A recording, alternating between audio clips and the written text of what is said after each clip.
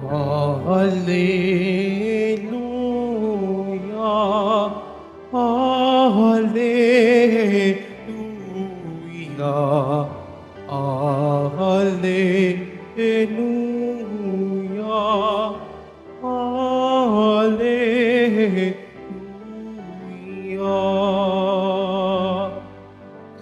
Mapalad ang susunod sa salitang buhat sa Diyos at namumuhay ng angkop. Alleluia, Alleluia, Alleluia, Alleluia.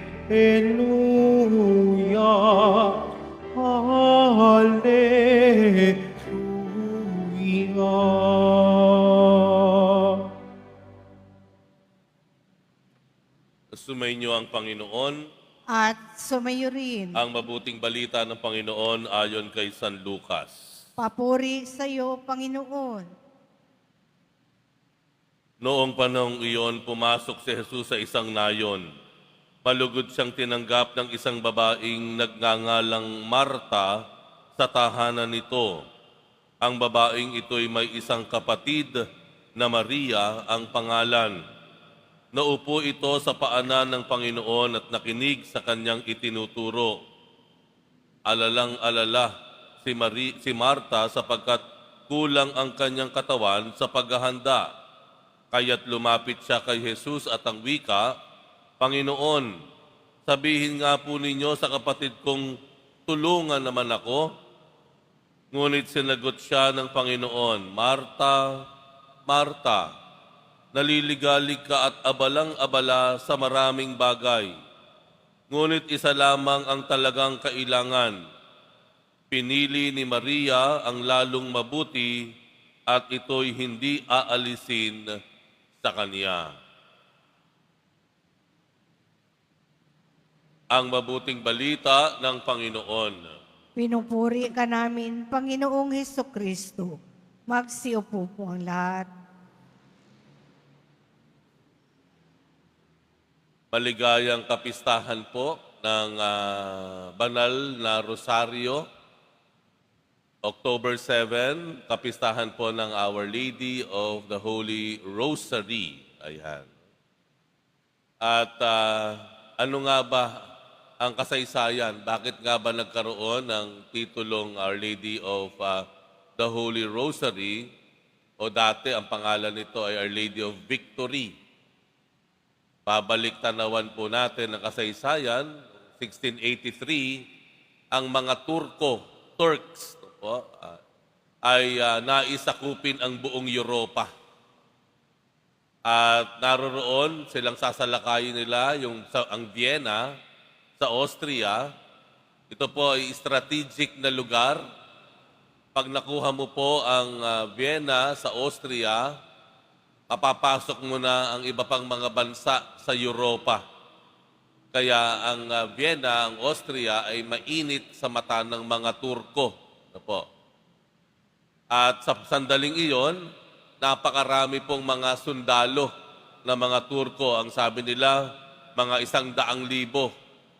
Ngunit, ang problema po, yung mga Katoliko na humahad lang para makapasok ang Turko sa Europa na nasa Austria o Vienna ay nakakaunti lamang po talaga.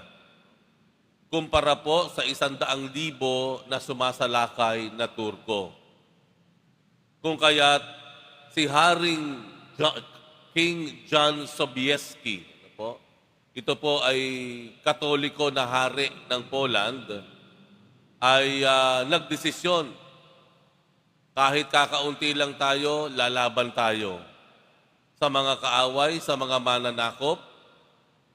Kung kaya't ang ginawa ni King John Sobieski ay inengganyo, hinimok ang kanyang mga kawal na magdasal ng banal na rosaryo. Magtiwala sa mahal na Birheng Maria, sa kalinga ni Mama Mary. Ayan. Wala na silang magagawa, sadyang malakas ang kalaban, ang kanilang pinanghawakan ay ang panalangin.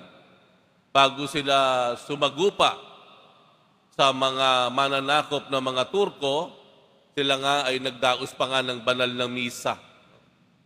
At nangyari nga ang labanan, ang awayan, gyera sa pagitan ng mga Katoliko at mga Turko. Hulaan niyo kung ano ang resulta. Agaya po ng nasa isip ko rin, sa isang hindi maipaliwanag na dahilan, maituturing na himala, noong sandaling iyon, sa kasaysayan po, nanalo ang napakakaunting kawal ni King John Sobieski laban sa mga mananakop na mga Turko o Turks. Kaya pagkatapos po noon, abot-abot ang pasasalamat nila sa mahal na Birheng Maria, Our Lady of Victory, at hindi nagtagal sa pamamagitan po ni Pope Pius XI, yung Our Lady of Victory ay naging Our Lady of the Holy Rosary. Ayan. Ipinapakita po ang kapangyarihan ng banal na rosaryo, ang kapangyarihan ng pagdarasal. Hindi po ba dapat ganon? Una, ang minsang pumipigil po sa atin sa pagdarasal ay ang kasamaan. Kapag binulungan tayo ng masama na wala namang magagawa sa dasal-dasal mo, hindi ka namang karapat-dapat, didinggin ka ba ng Diyos, makasalanan ka? Kapag ganyan po ang naging pulong ng masama sa atin, ay minsan po talaga ay nawawalan tayo ng gana na magdasal. Pero ano pinakita po nitong kasaysayan ng banal na rosaryo? Na habang lumalaki ang banta ng kasamaan, habang tayo ay sumusuong nilalabanan ng kasamaan, mas lalo't higit tayo na dapat manalangin. Sa pagdarasal, hindi sinusukat kung sino ang mas mahina at mas malakas sa naglalaban. Kagaya nung kasaysayan nga. Sa panalangin, kahit ang tila, halimaw na kalaban ng kasamaan, ating napapagtagumpayan. Hindi po ba ganoon? May mga banta sa atin, halimbawa, may mga nangaabuso sa atin, may nanloloko sa atin, mayroong gumagawa ng masama sa atin, may nagtatangka sa atin, mas lalo't higit nating manalangin. At kasama natin ang mahal na Birheng Maria sa labanan na ito, sa laban na ito. Kaya mahalaga tayo'y nagdadasal ng rosaryo. Kayo po ba may rosaryo sa inyong mga bag? Kayo ba ay may mga rosaryo sa inyong mga bulsa? Baka hanggang ngayon, wala pa rin kayong sariling rosaryo. Mahalaga na pit-pit po natin yan. Yan ang ating kalasag. Yan ang ating sandata. Laban sa gawain ng masama. Ang banal na rosaryo. Maliban sa kasamaan na ang pumipigil sa atin sa pagdarasal, mayroong ikalawa na pumipigil sa atin para manalangin. Ano po iyon? Hindi talaga masama ang pumipigil sa atin minsan. Minsan ang pumipigil sa ating magdasal o manalangin ay yung ating pinagkakaabalahan.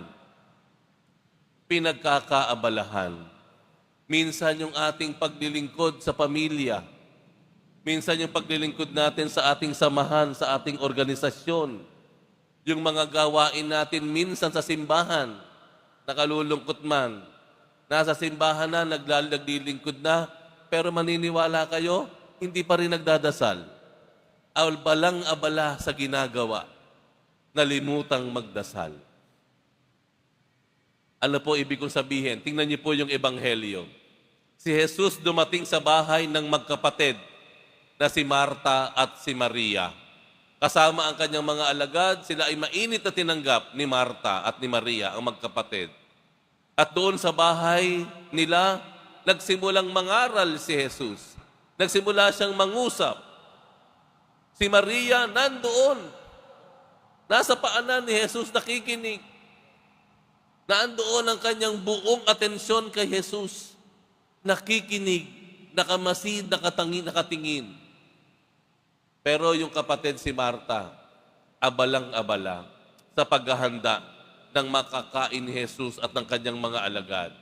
Hanggang dumating nga sa punto, lumapit na si Marta kay Jesus at binulungan ito, Panginoon, pakisabi niyo nga po dyan sa kapatid ko na si Maria, tumayo-tayo naman dyan sa pagkakaupo dyan. Pakisabi nga, tulungan ako sa paghahanda namin para sa inyo. Parang maganda yung intensyon ni Marta, no? Pero ano sabi ni Maria? Marta, Marta, masyado kang naliligalig. Masyado kang abala. Pinili ni Maria ang mas mabuti. At ito ay hindi aalisin sa kanya. Tandaan niyo, sabi ni Jesus, mas mabuti. Ano ibig sabihin nun? Mabuti yung ginagawa mo, Marta, pero mas mabuti ang ginagawa ng iyong kapatid na si Maria. Sa makatwid, ano sinasabi po sa atin? Minsan, ang nagiging balakid sa ating pagdarasal ay hindi kailangang masama. Minsan, mabuti naman. Pero, hindi ito ang mas mabuti na hinahanap ng Panginoon, hinahanap ng Diyos. Halimbawa, abalang-abala tayo sa trabaho dahil gano'n na lamang ang ating pagtataguyod sa pamilya. Mabuti, maganda. Pero mas mabuti kung dapat nilalakipan mo yan o inuunahan mo ng panalangin. Nagdilingkod ka sa simbahan, sa misa. Ilang misa ang pinaglilingkuran mo. Abalang-abala ka, gusto mong maganda ang iyong ginagawa. Pero nasa simbahan ka na, hindi mo pa magawang magdasal. Abalang-abala ka sa ginagawa mo, sa iyong papel sa misa. Mabuti, pero mas may hinahanap ang Panginoon na mas mabuti. Yun ay ang kausapin mo siya. Manalangin ka. Dalawang dahilan, dalawang balakid para sa ating pagdarasal. Ang gawain ng masama at minsan yung gawaing mabuti. Tingnan po natin ang ating sarili. Sa ating pagdarasal, ano yung pumipigil minsan sa atin? Ano yung nagsisilbing balakid sa atin? Mga bulong ba na hindi ka karapat-dapat? Mga bulong ba na hindi ka naman pinakikinggan? Wala nang pag-asa? Yung ba ang pumipigil sa atin? Pakatandaan po natin ang mahal na Birheng Maria, ang kanyang halimbawa ng kapakumbabaan na ipinapakita sa kanyang pagdarasal. Pakatandaan po natin ang regalo ng Diyos sa atin, ang kanyang ina at ang banal na rosaryo na nagpapaalala sa atin na habang lumalakas ang puwersa ng kasamaan, habang tayo ay nagiging abala sa ating gawain dito sa lupa, mas lalo't higit tayo na dapat manalangin sa Diyos. Amen.